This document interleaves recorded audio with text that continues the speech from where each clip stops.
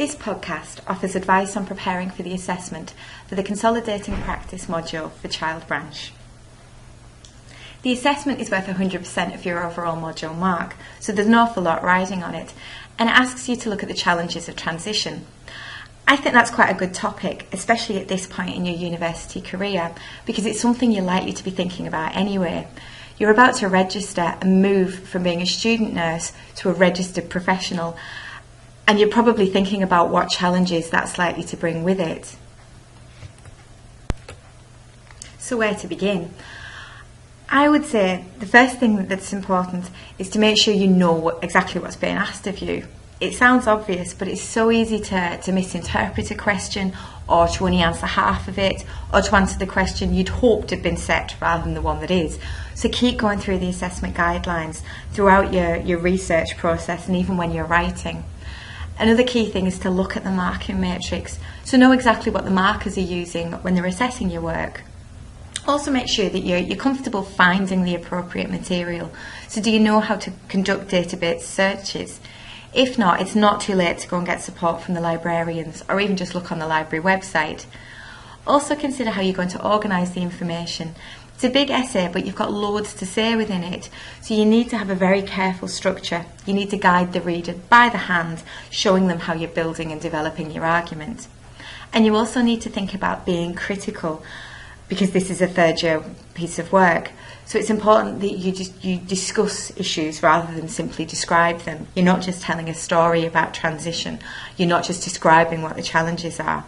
You need to also consider implications and think about what it means for practice and for child nursing. So weigh up the evidence, question the research, and really just begin to bring together opposing viewpoints in building your case. The actual essay question is to critically examine the potential challenges facing the newly qualified children's nurse. And you're given a quote by Jackson to get you thinking. There's an awful lot of helpful information within the module handbook, so I would recommend that you read that fully and keep going back to it. The module team have actually broken the assessment down into the three main parts and have specified what they'd expect to see within each. So in the introduction, they want you to identify the key themes, really tell the reader what's going to be discussed, and also perhaps give a bit of rationale for that. Within the main text, they highlight that they want a critical examination of the literature. So it isn't just reading and describing it, it's to discuss what that research and what that policy actually means, what are the strengths and the weaknesses of their particular stances. And they also want you to include recommendations that could ease transition for newly qualified children's nurses.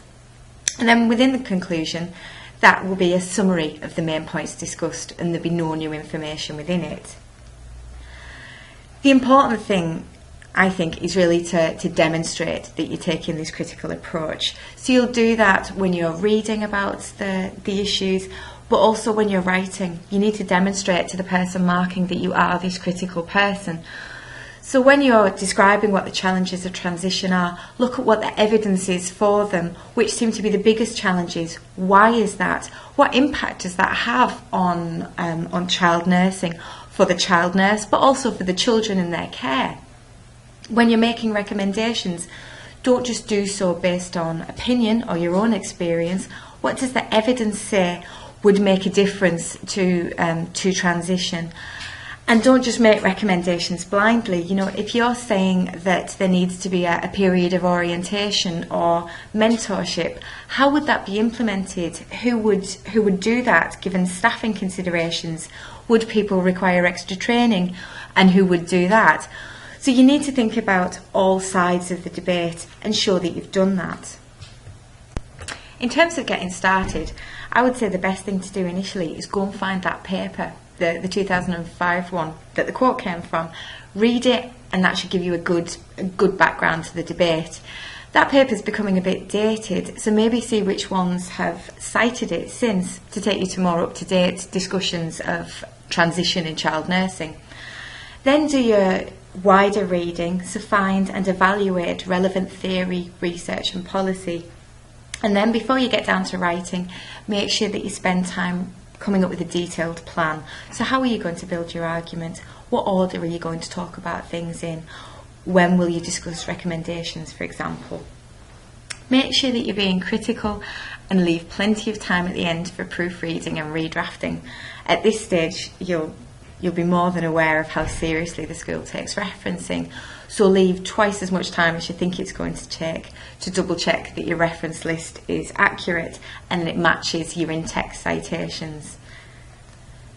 The Learning Development Centre will be open throughout summer, so please get in touch if you've got any issues at all.